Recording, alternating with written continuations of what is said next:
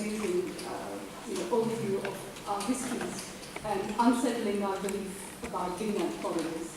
But I just wanted to ask you, maybe because you provided a very overarching historical view of where we started and why that unsettling question of the relationship between anthropology and ethnography is a persistent one. I was wondering, is it time then to also maybe redefine what we mean by anthropology? Because as you know, you mentioned postmodernism and the fact that we're only moving towards post-humanism and thinking, have we really placed ourselves in the center of that universe of what anthropology is all about? Because as lots of anthropologists, including British anthropologists, have been suggesting, the fact that we redefine the age-old boundary between nature and cultural beings. So I was wondering whether you have any thoughts on that. Sorry? Anthropology is a terrible mess. I mean, all of us, if we're honest, will recognize this almost anything can be called anthropology. And anyway, there's no much point in defining, in getting sort of definitions of the subject, and it stops moving as being the same thing from one country to the next. I prefer to think in historical terms, in a developing subject which may be moving outside the boundaries from where it was before. In fact, it never stopped doing that. Some bits, some people would like to think of themselves as anthropologists because that's the department they're in, that's where their paycheck comes from. Doesn't mean to say their work is not really useful. Let's just not bother about that. Let's think of what has been produced by the specific academic history of the subject, not half as interesting as the scientific history of the subject, and see whether we can get good things from what has gone on, and what are the problems that we've picked up, which is what we're trying to do.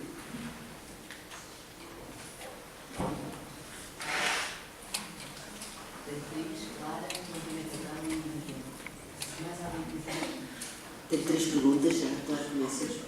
E ainda aceito mais uma ou duas. Levantem a mão para se identificar.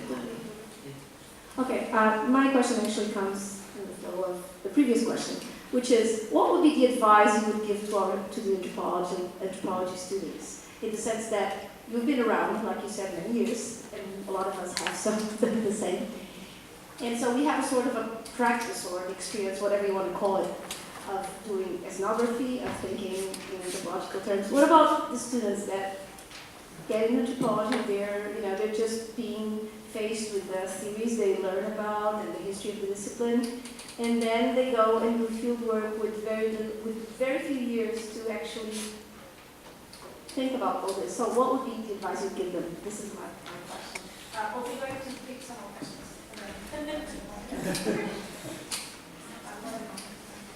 Let me ask you quickly on the same.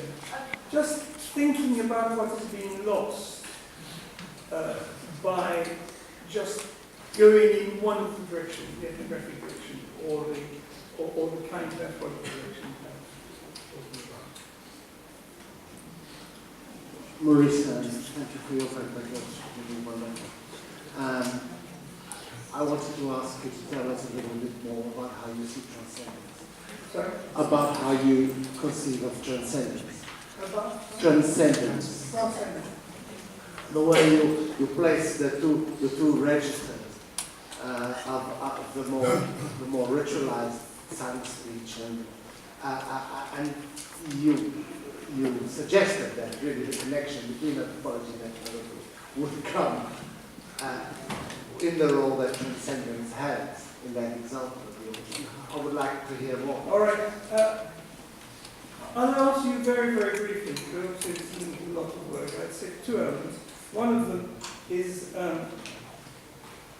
what I call the transcendence, in particular ability to get out of the understanding of time as a continual changing instance, which requires a capacity for a certain use of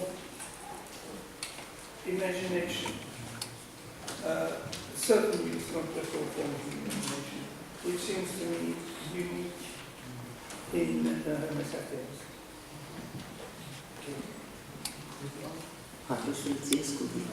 Is this on? I'm Miguel Valdealmeida from Lisbon. I was wondering if you could comment, I mean, if you would like, to comment on something that goes even farther than what you said, which is the work of some of our colleagues that actually takes ethnography as a theoretical model.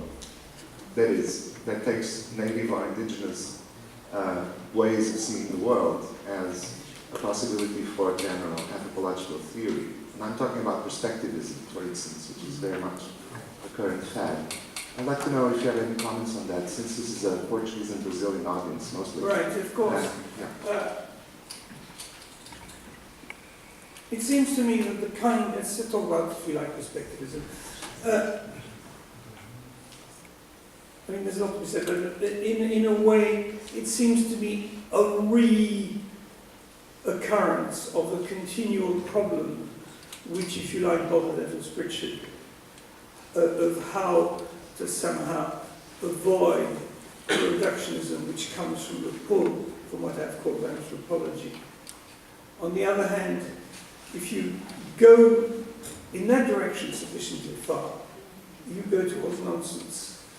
Because you forget, that we have bodies, that we have minds, we have bodies and minds which are the product of evolution. We live in environments which have what Gibson called the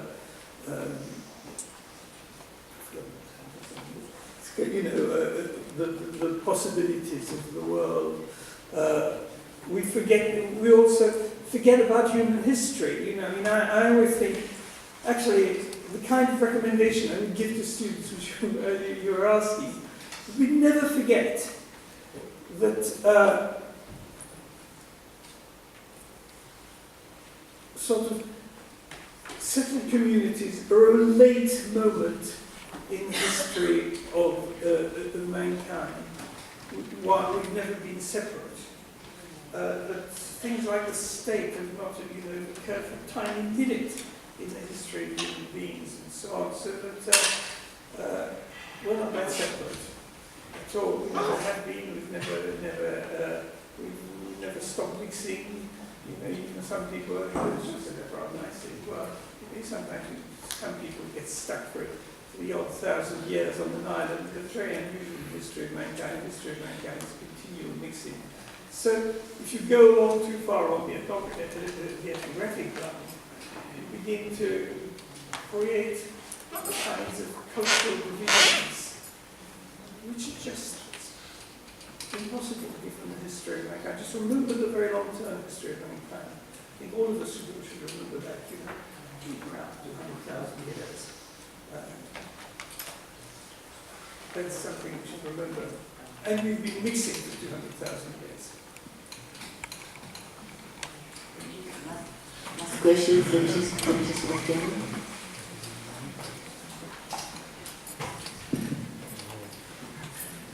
Thank you.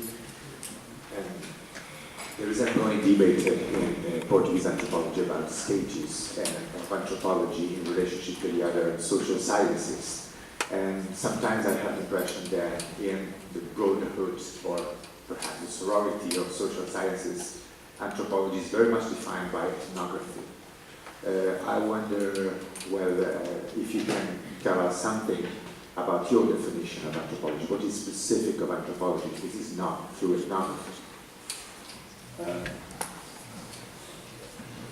In a way, I think pure ethnography is impossible. One can understand why there are different stages in the history of the subject. There's a push toward going, the kind of ontologism, which is just a push towards well, that's impossible, partly for the answer which I gave just a moment ago.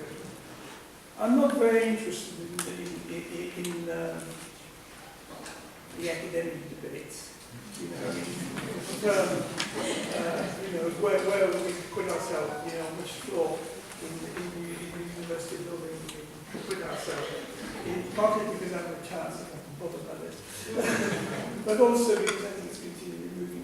All subjects are moving around. But I think the topics we're dealing with are somewhat similar. One of the things which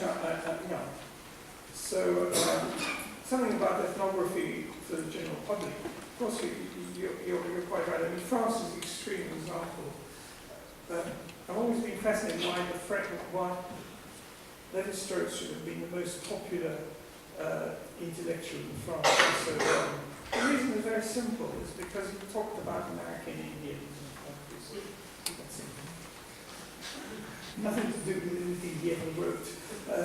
Just simply as far as sort of the French public is concerned, what a fact that this man is really talking about is really exciting people in the fall. That's all there is to it.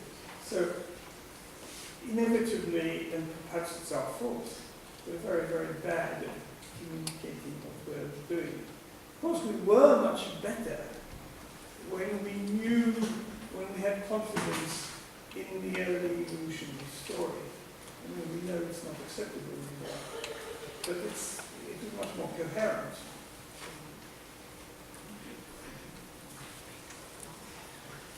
Thank you, everybody. Thank you very much, Maurice. This was a fantastic moment. And thanks you for bringing us up in this discussion.